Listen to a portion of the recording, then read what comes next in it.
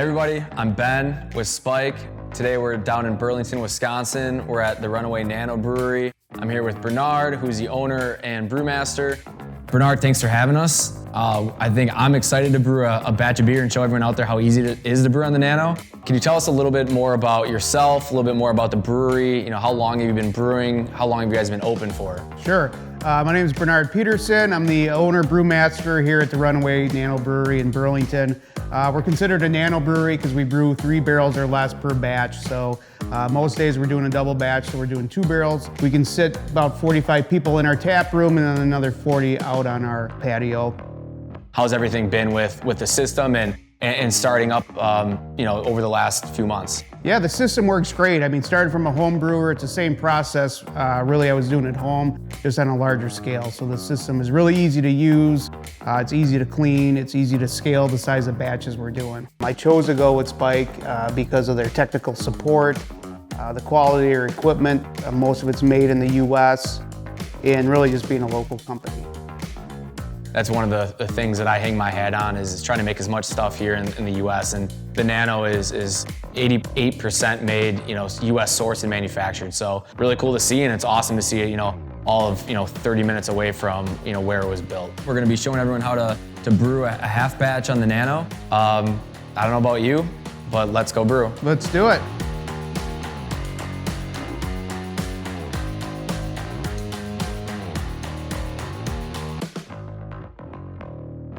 Today, we're going to be doing a half batch of a pale ale beer using the Spike Nano system. One huge advantage of the Nano is that it's designed to do full and half batches, while other systems only allow for full batches. This is possible because the heating elements are low in the tank and mounted horizontally, which was a must for many brewers we spoke to during development. Upon receiving a new Spike Nano system, an auto-tune needs to be done.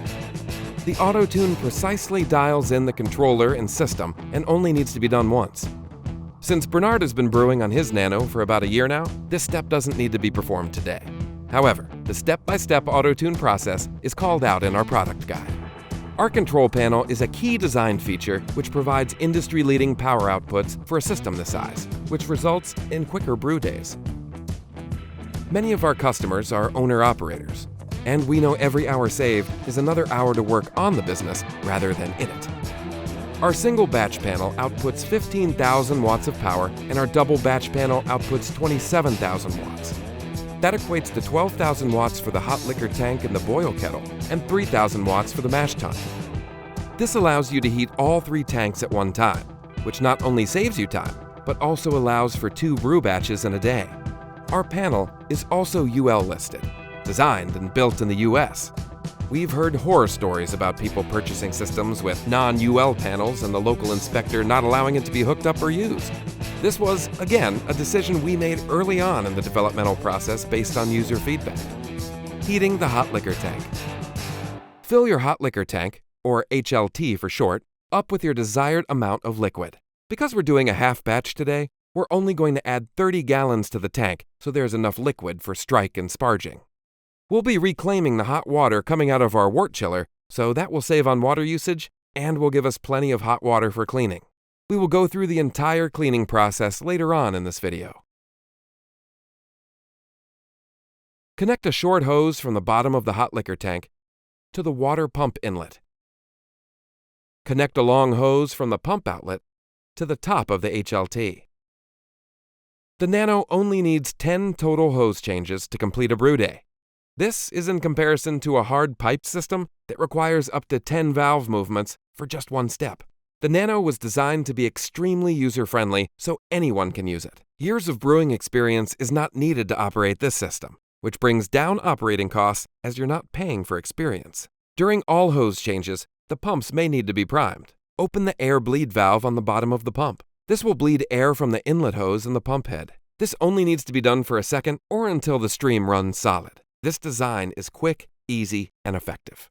Turn the water pump on to recirculate the HLT. This will keep a consistent temperature throughout and aid in fast heating. We will set our hot liquor tank PID about 5 degrees above our intended strike temperature. This will account for some temperature loss due to cool grain and transferring to a colder vessel. While waiting for the hot liquor tank to heat up, we'll mill the grain and sanitize our fermenter.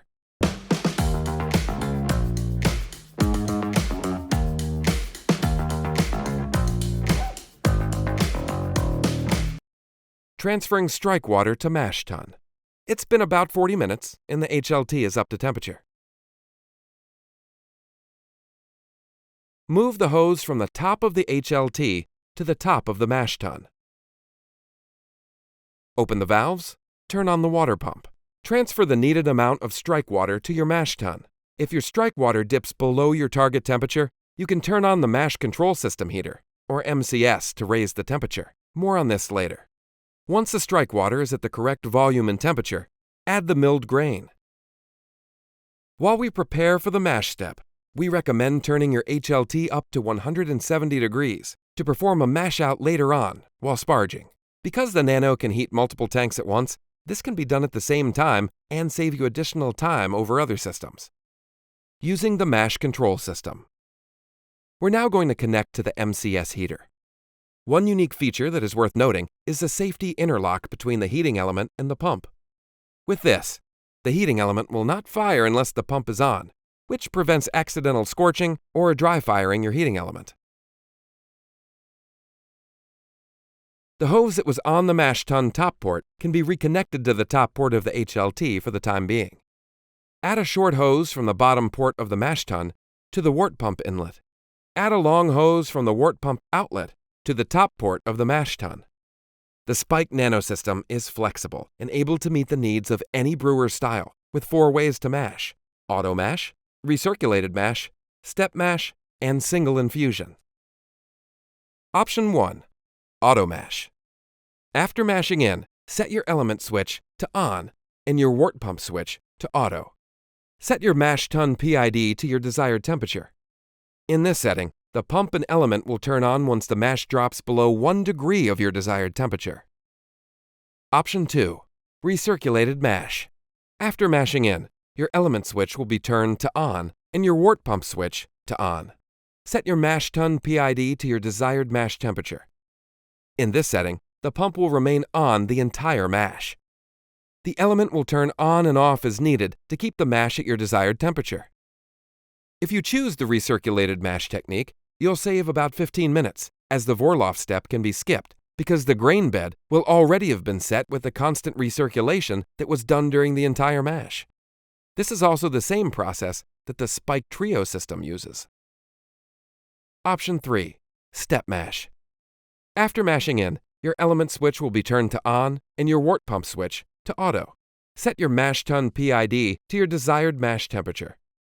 After each mash step is completed, increase the mash tun PID to the next desired mash temperature. Option 4. Single infusion. For a single infusion mash, you will mash in, place the lid on the tank, and let everything rest, undisturbed, for the full mash period. Today, we'll be using a single infusion so we can show the Vorloff step. After about 45 minutes, we're going to start the Vorloff. Install the Vorloff plate if it is not already attached. Make sure the Wort pump is primed and turn the pump on. You'll want a slow trickle over the Vorloff plate and over the grain bed. To reduce the flow from the pump, use the ball valve on the pump outlet. We use ball valves at Spike as they give much better flow control over a butterfly valve. We recommend a 10 to 15 minute Vorloff or until the Wort runs clear of any grain particles. On to sparging. Move the hose from the top of the mash tun to the top port on the boil kettle. Move the hose from the top of the hot liquor tank to the top of the mash tun. Swap out the Vorloff arm with the sparge arm. Engineering always jokes that the sparge sprayer is the most over-engineered part on the whole system. This part took over 40 prototypes to get the spray pattern just right and is machined at the University of Wisconsin-Milwaukee's Innovation Machining Center, Ben's alma mater. We will now begin to drain the mash tun into the boil kettle, or BK for short, and start to sparge from the hot liquor tank to the mash tun. Open both the water pump and Wort pump outlet ball valves about 1/4 of the way. Be sure to prime them if needed. Turn on the water pump and Wort pump. Adjust the ball valves as needed so a slow trickle is flowing into the BK. Adjust the water pump as needed as well. The flow rate into the mash tun and into the boil kettle should match. Sparge the desired amount over the grain bed and fill the BK until you reach your pre-boil volume. Another benefit of the low-mounted heating element is the boil kettle elements can be turned on as soon as they are submerged, which is at about 15 gallons. This allows you to heat your BK for about 20 minutes while you're still sparging, effectively reducing your brew day by another 20 minutes. Boiling the wort. The BK PID on the Nano is set for percent power output as opposed to a temperature setting like the mash tun in HLT. This allows for the brewer to fine-tune the perfect rolling boil. When the boil kettle is nearing boil, be sure to watch out for hot breaks and boilovers. If a boilover is about to happen, simply turn the element switch off. Once the hot break is passed, you can cover the BK with the steam condenser lid and reduce the BK PID to roughly 40%. Once the lid is on, add your hops to the boil kettle.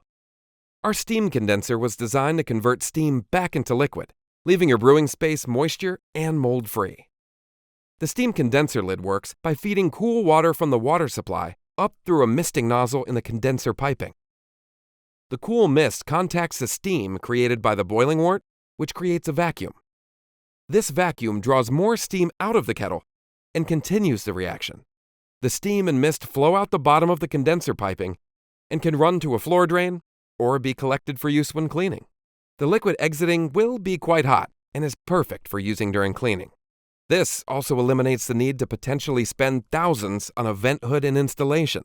Bernard actually mentioned earlier today that he received a $14,000 quote for a ventilation system before he decided to go with the Spike Nano. He was able to reallocate this money into fermenters and a glycol system. The cost savings continue when boiling. Once at a boil, our heating system can be turned down to roughly 50% of their total capable output and still continue to hold a rolling boil. Place a submersible pump into the bucket and use the suction feet to stick it to the bottom. Fill your steam condenser supply bucket with cool water. When capturing this liquid in a bucket, always be sure that this hose is not submerged under the liquid level. This will create back pressure in the system and cause it to not work properly. We'll now turn the submersible pump on, which feeds the SCL system.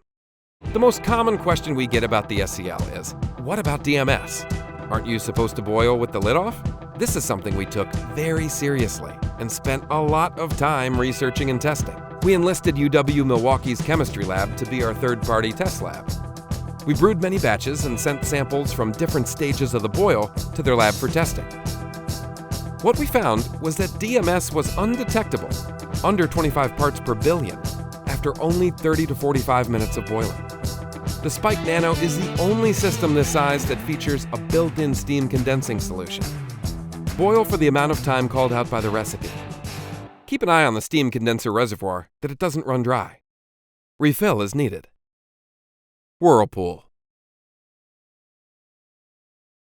We will remove the steam condensing lid and move the hose from the drain of the mash tun to the racking port on the BK.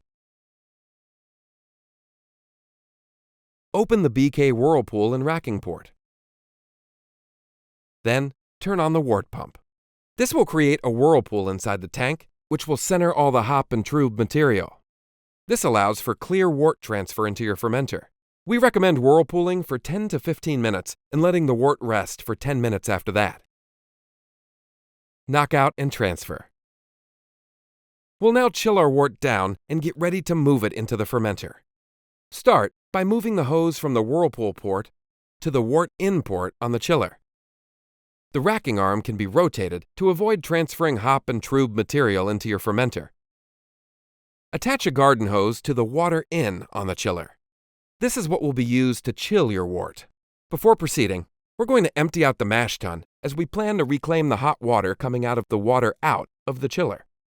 Since our HLT never got dirty, we will pump this water directly into the mash tun.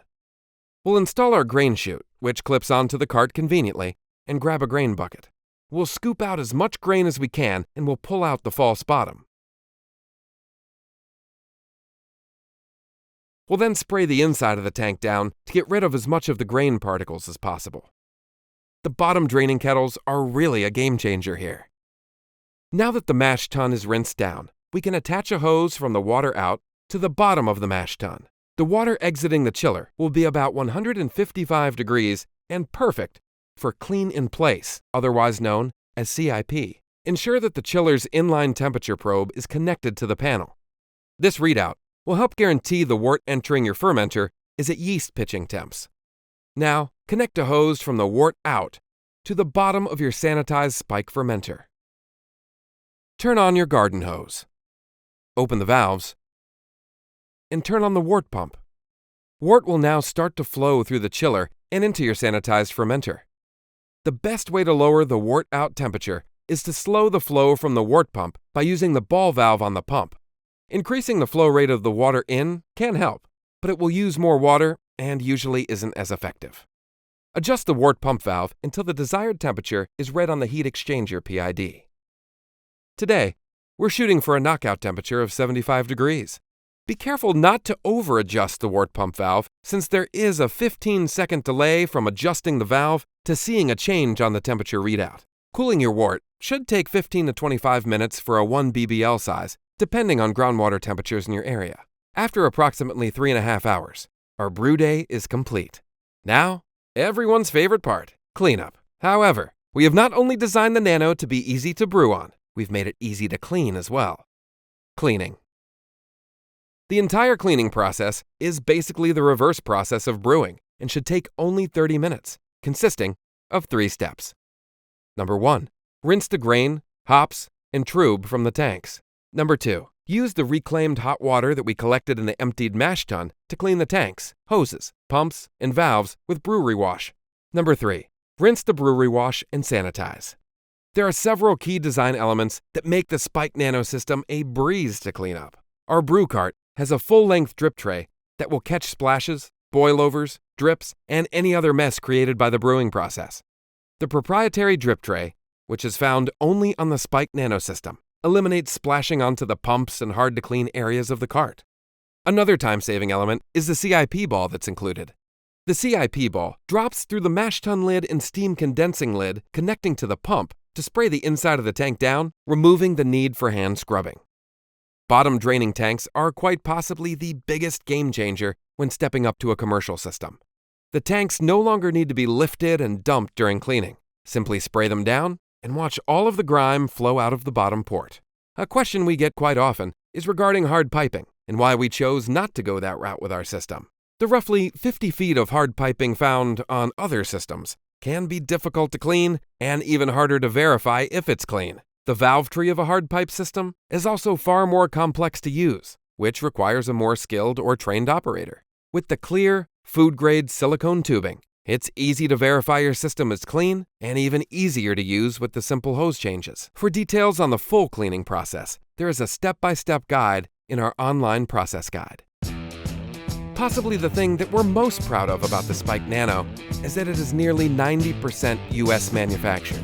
We know not everything can be made in the US anymore, but we have a deep belief in a US when possible mentality. Most of the competing systems on the market are completely made overseas and shipped in a crate to a warehouse. Much like how you handcraft each one of your beers locally, we do the same with the system that we'll be brewing in. Most of the components for the Nano are made locally, then fabricated and assembled at our facility in Milwaukee, Wisconsin.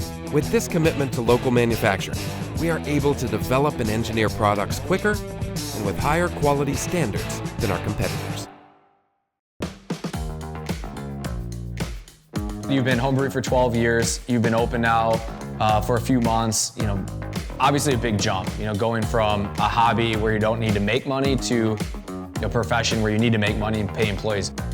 What are some things that you've learned along the ways that that you could give advice to someone else? I found with any business I started, there's nothing wrong with starting small. Investing in good equipment, testing your market, and if you have a successful business model, it can grow and your equipment can grow. So don't be afraid to start small. Partner up with good local companies that make good quality equipment. Can you talk about what your current setup is right now? So you started day one with a 1-barrel Nano and 6 1-barrel fermenters. Have you expanded since then? Yeah, we've expanded. We've added another 4 fermenters, obviously more kegs, more serving vessels. So we serve everything right out of our walk-in cooler right up to the tap. And you said that you have 45 people roughly inside, another 45 people outside, and 10 taps. Is the one barrel with 10 fermenters, is that enough? Are you expanding, or what's your setup going to be like in the future? It's been working for right now to keep the inventory fine in the tap room. We've had a lot of interest to carry our product, which we haven't done that yet. We want to really keep the product in-house. If it gets to the point where there's really that much demand, then we're going to have to look at expanding to the next level. So it sounds like pretty much the business model is tap room only and no distribution, and keep those high margins. Correct. Hey, it makes sense to me. Yep. Bernard, thanks for having us out today. We got the brew day done real quick. It was awesome. Thanks to you and your team. Thank you for the beer. Absolutely. Thanks for coming out. Mango IPA. It's awesome. Thanks. Cheers. Thanks for tuning in today as we walk through a brew day on the Nano. I know a lot of you guys have been asking for the video. We really appreciate the feedback. That's why we were out here brewing. If you have any more questions on the Nano, we have a ton of information on our website, the process guides, the product guides, how to put it together, how to use it, step by step, even more detailed than the video today. And we also have a full team that are always happy to answer any questions you guys have. Please go to our website, shoot us an email. We're happy to help.